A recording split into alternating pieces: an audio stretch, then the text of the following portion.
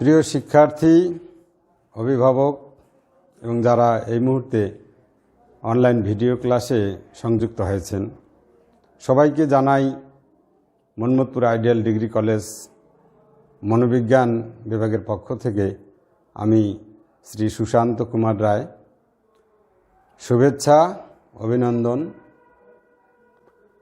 আশা করি সবাই ভালো আছেন, আমিও ভালো আছি।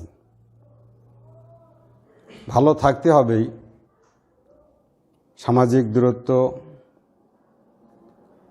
ও স্বাস্থ্যবিধি মেনে। 40 নু এ জগৎ, বিচিত্র এ চলায়মান পৃথিবীর সৃষ্টি, আরও বৈচিত্র্যময় হল সৃষ্টির সেরা জীব মানুষের মন। মনের এ বৈচিত্র্যই জ্ঞানী গুণীজনকে ভাবিয়ে তুলেছে এর রহস্য সন্ধানের জন্য। এরিস্টটল, প্লেটো প্রমুখ মনীষীর চিন্তাচেতনার কেন্দ্রবিন্দুই ছিল মানুষের মন। মন কি? এ প্রশ্নের উত্তর মেলা ভার। মনের ব্যাপ্তি এত ব্যাপক যে একে দু এক কথায় ব্যাখ্যা করা অত্যন্ত কঠিন। এরিস্টটল, প্লেটো প্রমুখ মনীষীর চিন্তাচেতনার কেন্দ্রবিন্দুই ছিল মানুষের মন। প্রিয় শিক্ষার্থীবৃন্দ, আমরা আজকে আলোচনা করব মনোবিজ্ঞানের বিভিন্ন শাখা নিয়ে। মনোবিজ্ঞানের শাখাসমূহ আমরা আজকে পাঠের যে শিরোনাম সেটি আমরা দিয়েছি অলরেডি, মনোবিজ্ঞানের শাখাসমূহ। মনোবিজ্ঞান মানুষের মন বা আত্মা সম্বন্ধীয় বিজ্ঞান আমরা বলে থাকি, কিন্তু আধুনিক মনোবিজ্ঞানীদের মতে মনোবিজ্ঞান হচ্ছে মানুষ ও প্রাণীর আচরণ ও মানসিক প্রক্রিয়ার বিজ্ঞান। তো একটি গাছের, বড় বৃক্ষের যেমন অনেকগুলি শাখা প্রশাখা রয়েছে, ঠিক সেই রকম মনোবিজ্ঞানেরও অনেক শাখা এবং প্রশাখা রয়েছে। সময়ের পরিবর্তন এবং বিজ্ঞানের অগ্রগতির সাথে সাথে উন্মোচিত হয়েছে মনোবিজ্ঞানের বিভিন্ন দিক, প্রসারিত হয়েছে বিভিন্ন ক্ষেত্র। তাই তো সৃষ্টি হয়েছে মনোবিজ্ঞানের বিভিন্ন শাখার। আমরা আজকে আলোচনা করব মনোবিজ্ঞানের শাখার মধ্যে কি কি বিষয় রয়েছে। প্রথমেই মনোবিজ্ঞানের যে শাখাটি আছে সেটি হচ্ছে, আমরা 1 নম্বর দিলাম সাধারণ মনোবিজ্ঞান। সাধারণ মনোবিজ্ঞান।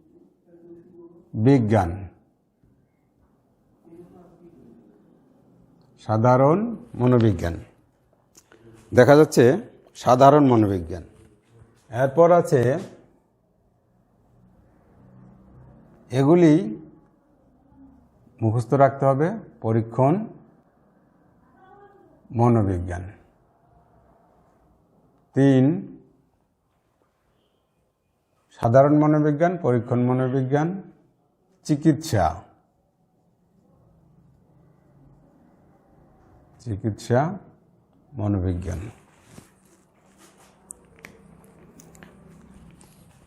এরপর আছে চিকিৎসার পর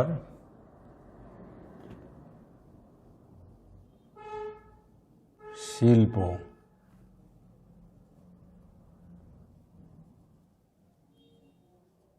শিক্ষা। তো আমরা পর্যায়ক্রমে আলোচনা করব সাধারণ মনোবিজ্ঞান। সাধারণ মনোবিজ্ঞানে কি কি বিষয় আলোচনা করা আছে? সাধারণ মনোবিজ্ঞানের অন্যান্য শাখায় যেগুলি আলোচনা করা আছে, মনোবিজ্ঞানের সাধারণ মনোবিজ্ঞানে সেগুলি বিস্তারিত আলোচনা করা আছে। শিক্ষণ, প্রেষণা, চিন্তন, বুদ্ধি, এগুলি সাধারণ মনোবিজ্ঞানে আলোচনা করা আছে। এরপর আছে পরীক্ষণ। পরীক্ষণ মনোবিজ্ঞান, বিজ্ঞান যেভাবে সংজ্ঞা দেয় মনোবিজ্ঞান ঠিক সেভাবেই সংজ্ঞা দিয়েছেন। পরীক্ষণ মনোবিজ্ঞানের কারণেই মনোবিজ্ঞান বিজ্ঞান হিসেবে প্রতিষ্ঠিত হয়েছে। এরপর যে বিষয়টি আছে চিকিৎসা মনোবিজ্ঞানের একটি অন্যতম শাখা। মানসিক রোগীর অর্থাৎ যারা অ্যাবনর্মাল, স্বাভাবিক নয়, অস্বাভাবিক লোকের অস্বাভাবিক রোগের কারণ, এর লক্ষণ এবং এর প্রতিকার, এইসব বিষয় চিকিৎসা মনোবিজ্ঞানে আলোচনা করা হয়ে থাকে। এরপর যে শাখাটি আছে সেটি হচ্ছে শিল্প মনোবিজ্ঞানেরও একটি অন্যতম শাখা। শিল্পক্ষেত্রে সঠিক দক্ষ লোক বাছাই করার ক্ষেত্রে কর্মচারীদের মানসিক শক্তি বৃদ্ধি, শিল্প উৎপাদন বৃদ্ধি কিভাবে করা যায়, শিল্প উৎপাদন বৃদ্ধির হ্রাস, তার কারণ, এইসব বিষয়ে শিল্প মনোবিজ্ঞানে আলোচনা করা হয়ে থাকে। এরপর আছে শিক্ষা মনোবিজ্ঞানের একটি গুরুত্বপূর্ণ শাখা। শিশুদের শিক্ষা, শিশুরা কিভাবে কোন বয়সে কী রকমের শিক্ষা গ্রহণ করে, শিক্ষাক্ষেত্রে তাদের আচরণ, বয়স বৃদ্ধির সঙ্গে সঙ্গে যুগোপযোগী শিক্ষা, এইসব বিষয়ে সঠিক নির্দেশনা, সঠিক শিক্ষা উপকরণ, এগুলি শিক্ষা মনোবিজ্ঞানে আলোচনা করা হয়ে থাকে। কাজেই শিক্ষা মনোবিজ্ঞানও মনোবিজ্ঞানের একটি গুরুত্বপূর্ণ এবং অন্যতম শাখা। এরপর আছে কাউন্সেলিং মনোবিজ্ঞান। কাউন্সেলিং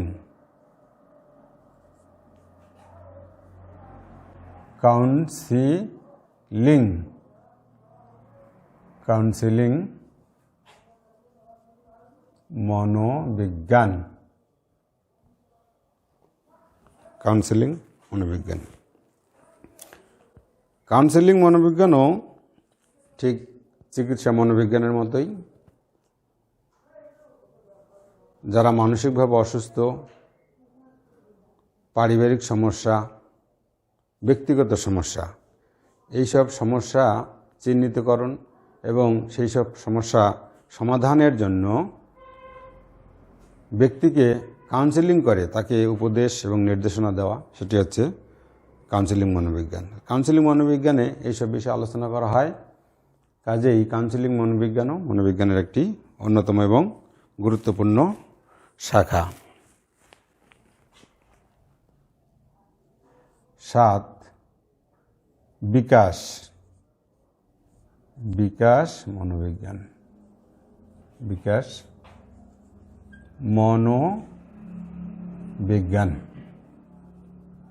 প্রিয় শিক্ষার্থী, তোমরা সবাই যারা অনলাইন ভিডিও ক্লাস দেখছো সাথে খাতা রাখবে এবং এই বিষয়গুলি খাতায় লিপিবদ্ধ করতে হবে। কারণ লেখা এবং দেখা এবং শোনা, এটি যত তুমি প্রয়োগ করবে শিক্ষার ক্ষেত্রে তত তোমার শিক্ষণ দীর্ঘায়িত হবে, অর্থাৎ ত্বরান্বিত হবে। শিক্ষার জন্য তুমি যত তোমার গ্রহণেন্দ্রিয়কে কাজে লাগাবে তত সেই শিক্ষণটি আরও মজবুত হবে। কাজেই শুধু শুনলেই হবে না, আবার শুধু লেখলেই হবে না, একই সঙ্গে লিখতে হবে, দেখতে হবে, আবার সেটি শুনতে হবে। তাহলে শোনা, দেখা এবং লেখা, এই তিনটি ইন্দ্রিয়কে যখন তুমি কাজে লাগাবে তখন তোমার শিক্ষণ ত্বরান্বিত হবে। কাজেই লেখাটা খুব জরুরি। বিকাশ মনোবিজ্ঞান, বিকাশ মনোবিজ্ঞানে কি হয়, শিশু জন্মের পর থেকে সে বেড়ে ওঠে, বয়স বাড়ার সাথে সাথে তার বুদ্ধির বিকাশ ঘটবে এবং শিক্ষারও বিকাশ ঘটবে। কিভাবে একটি শিশুর বা ব্যক্তির বিকাশ ঘটে, অর্থাৎ ব্যক্তিত্বের বিকাশ কিভাবে হচ্ছে, সেটি এই বিকাশ মনোবিজ্ঞানে আলোচনা করা হয়। কাজেই বিকাশ মনোবিজ্ঞান মনোবিজ্ঞানের একটি অন্যতম শাখা। এরপর যেটি আছে সেটি হচ্ছে শিশু মনোবিজ্ঞান। শিশু মনোবিজ্ঞান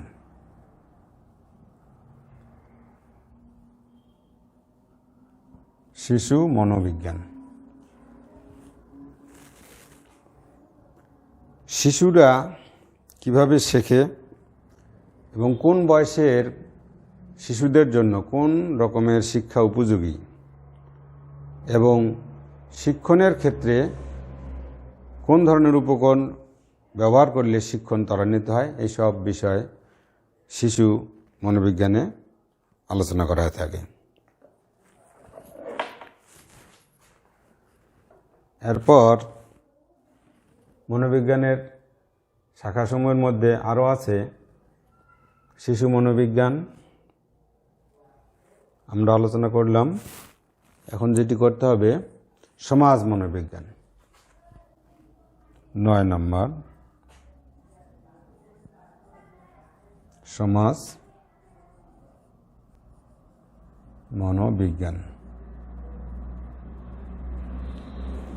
সমাজ মনোবিজ্ঞান একটি শিশু জন্মের পর থেকে সে তার বাবা মা, আত্মীয় স্বজন, ভাই বোনদের সাহচর্যে সে বেড়ে ওঠে। ঠিক সেই রকম সমাজের অন্যান্য ব্যক্তিদের সঙ্গে সে খাপ খাইয়ে ভাব আদান প্রদানের মাধ্যমে সে বড় হয়ে ওঠে এবং তার মানসিক বিকাশ এভাবে ঘটে। সমাজের সঙ্গে শিশুর সামঞ্জস্য বিধান কীভাবে হয়, এটি সমাজ মনোবিজ্ঞান নিয়ে আলোচনা করে। এরপর যেটি আছে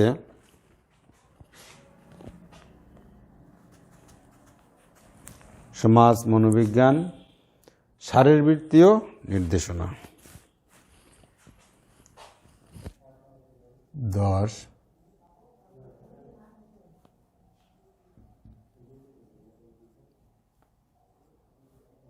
শারীরবৃত্তীয় মনোবিজ্ঞান পর্যায়ক্রমে আমরা এগুলি লিখতে পারবো।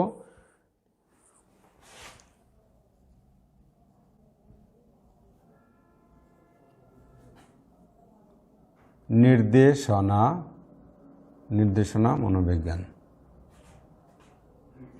12।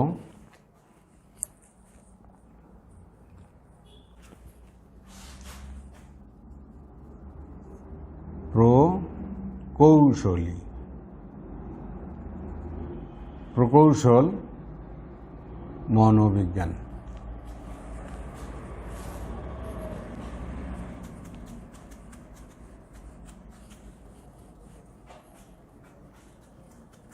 প্রকৌশল মনোবিজ্ঞান।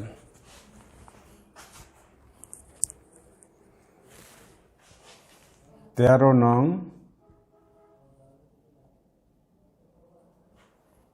পরিসংখ্যান মনোবিজ্ঞান আছে। তারপর আছে অশ্বভাবী,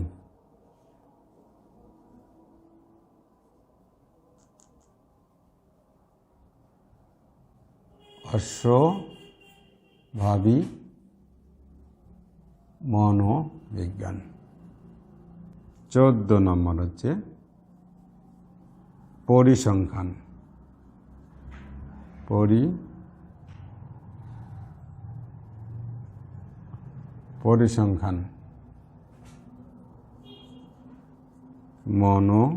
মনোবিজ্ঞান। পরিসংখ্যান মনোবিজ্ঞান এই শাখাগুলি একটির সঙ্গে আরেকটির মিল আছে। নির্দেশনা মনোবিজ্ঞান, শারীরবৃত্তীয় মনোবিজ্ঞান, শারীরিক গঠন, নির্দেশনা একই কাউন্সিলিং মনোবিজ্ঞানের মতো এটি হবে। প্রকৌশলী মনোবিজ্ঞান, প্রকৌশলী মনোবিজ্ঞান কোন বয়সের শিশুদের জন্য কোন ধরনের যন্ত্রপাতি উপযোগী, শিক্ষিত লোকের, কম শিক্ষিত লোকের জন্য, বেশি শিক্ষিত লোকের জন্য, সেটি প্রকৌশল মনোবিজ্ঞান নির্ধারণ করবে। অস্বাভাবিক মনোবিজ্ঞান এটি ক্লিনিক্যাল সাইকোলজির মতো, যেটিতে অ্যাবনর্মাল অস্বাভাবিকতার কারণ, এর প্রতিকার এবং চিকিৎসা এইসব বিষয়ে আলোচনা করে থাকে। এরপর আছে যেটি পরিসংখ্যান মনোবিজ্ঞান। মনোবিজ্ঞান যেহেতু মানুষ ও প্রাণীর আচরণ নিয়ে আলোচনা করে, সেই আচরণের তথ্য সংগ্রহ এবং তার বিশ্লেষণ এবং সংখ্যাত্মক বর্ণনা করে থাকে। কাজেই পরিসংখ্যানের প্রয়োজন রয়েছে মনোবিজ্ঞানে। তাহলে শিক্ষার্থী, আমরা মনোবিজ্ঞানের বিভিন্ন শাখা তোমরা জানতে পারলে যে মনোবিজ্ঞানে কি কি শাখা রয়েছে। আমাদের হাতে সময় কম, কাজেই আমরা বিস্তারিত আলোচনা করব না, শুধু সংক্ষিপ্ত আকারে মোটামুটি আলোচনাগুলি শেষ করতে হবে। এরপর যে আমরা অধ্যায়টি শুরু করব সেটি দ্বিতীয় অধ্যায়। দ্বিতীয় অধ্যায়ে যেটি আলোচনা করব সেটি হচ্ছে আচরণ ও আচরণের বিকাশ।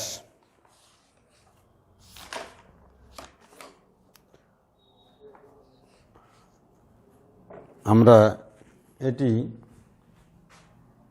পাঠের শিরোনাম করতে পারি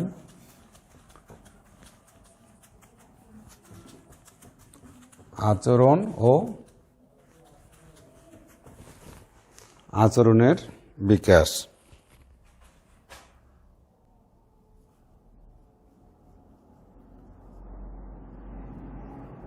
আচরণ ও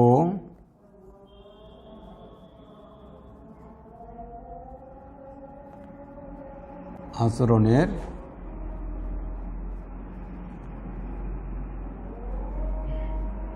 বিকাশ।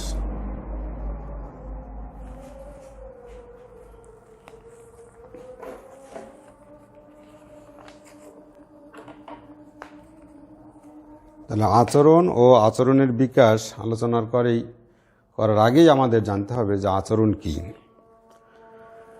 প্রাণী যা কিছু করে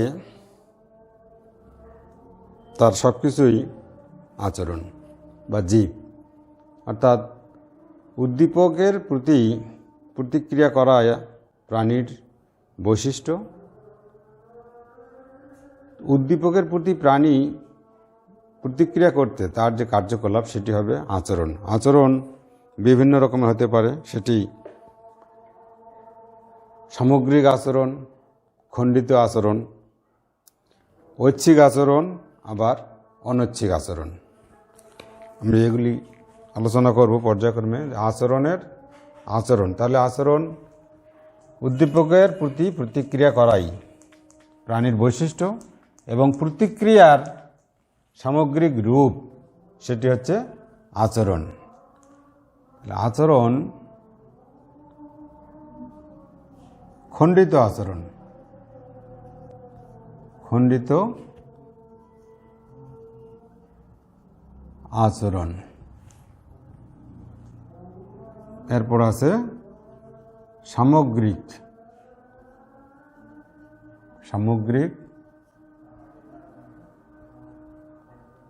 আচরণ। খণ্ডিত আচরণ কি? আমার কথা বলা, চোখ নড়া, এটি হচ্ছে খণ্ডিত আচরণ। সামগ্রিক আচরণ এই আমার ক্লাস নেওয়ার যে বক্তৃতা, মঞ্চে বক্তৃতা দেওয়াটাই এটি হচ্ছে সামগ্রিক আচরণ। এরপর আছে ঐচ্ছিক আচরণ।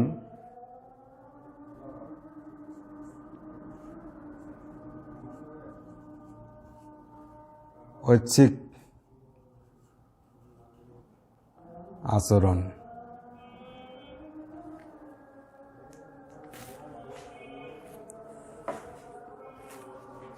ঐচ্ছিক আচরণ,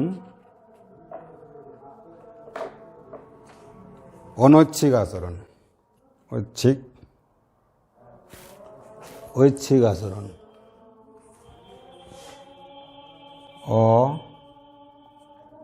অনৈচ্ছিক,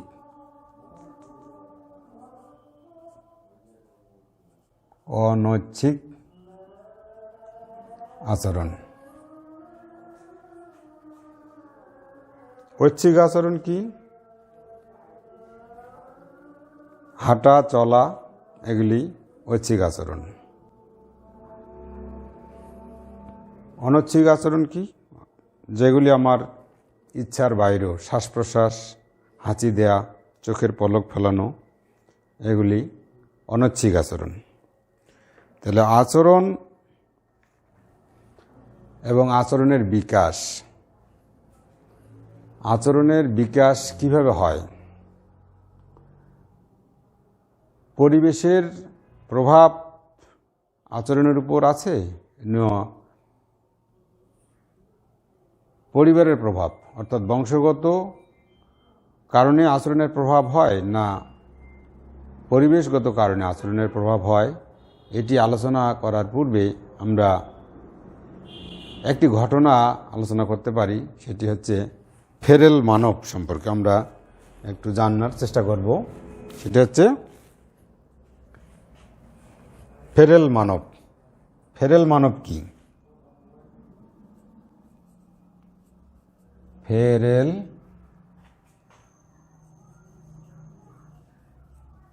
মানব। ফেরেল মানব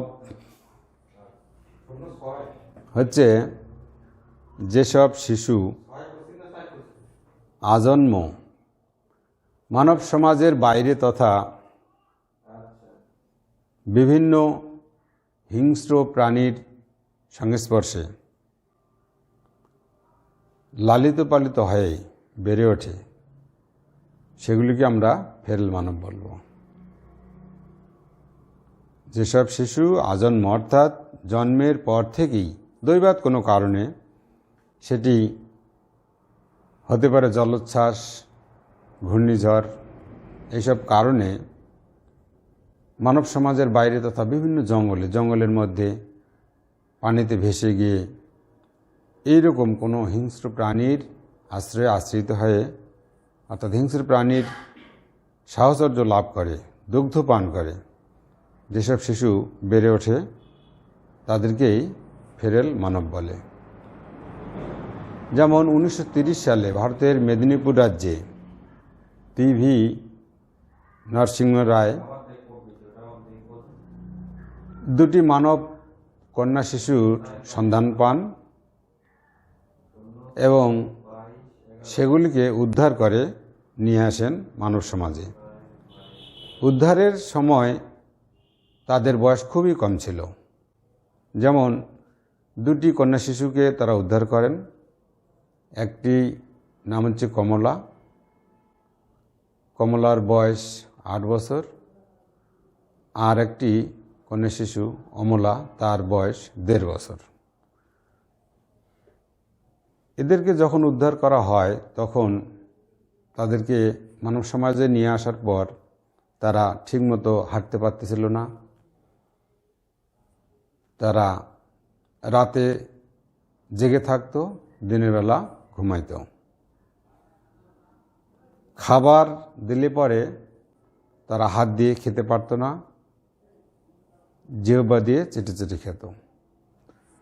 অনেক চেষ্টার পর তাদেরকে লালন পালন করা হলো। দেখা গেল যে কমলা উদ্ধারের পর 9 বছর বেঁচে ছিল। এই 9 বছরে তাকে কয়েকটি শব্দ শেখাইতে এবং স্বাভাবিক শিশুদের মতো করে চলতে গিয়ে অনেক কষ্ট করতে হয়েছে। এবং স্বাভাবিক শিশুর যে মানসিক বিকাশ, যেটি 4 বছরের একটি শিশুর যে মানসিক বিকাশ বা তার বুদ্ধি, ব্যক্তিত্ব ঠিক 17 বছরের এই কমলার হয়েছিল। তো দেখা গেল যে কমলাকে 9 বছর বেঁচে রাখা গেছে, কিন্তু অমলা জন্মের পর 1.5 বছর 6 মাস পরে সে মারা যায়। তো এখান থেকে আমরা দেখতে পারি যে আসলে মানব সমাজের বাইরে যারা বেড়ে ওঠে তাদের মানসিক বিকাশ, তাদের ব্যক্তিত্ব, এটি স্বাভাবিক শিশুদের থেকে অনেক নিচে, কম। তাহলে দেখা যাচ্ছে যে তাদের আচার আচরণ অন্য শিশুদের তুলনায় অন্য রকমের। অর্থাৎ আচরণের উপর কার প্রভাব বেশি? পরিবেশের প্রভাব বেশি না সমাজের বংশগতির প্রভাব? দেখা গেল যে না, আসলে বংশগতির প্রভাবটা আচরণের জন্য দায়ী নয়, দায়ী আছে, কিন্তু পরিবেশের প্রভাবটিও কম গুরুত্বপূর্ণ নয়। প্রিয় শিক্ষার্থী, আমরা আজকে যেসব বিষয় নিয়ে আলোচনা করলাম সেগুলি তোমরা ভালো করে বই দেখবে। নিশ্চয়ই তোমাদের বাড়িতে বই আছে। যাদের বই নাই তারা এখনও বই সংগ্রহ করো নাই, যারা অবশ্যই বই সংগ্রহ করবে, কারণ বই বাসায় দেখতে হবে, ক্লাস করতে হবে।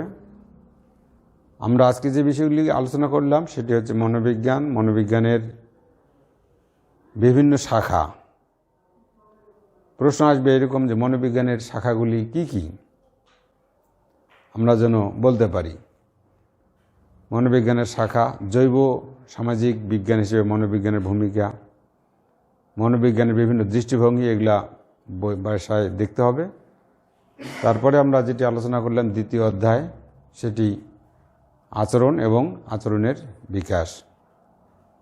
প্রিয় শিক্ষার্থীবৃন্দ, তোমরা ঘরে থাকবে, সুস্থ থাকবে, এই আশাবাদ ব্যক্ত করে এখানে শেষ করছি। সবাইকে ধন্যবাদ।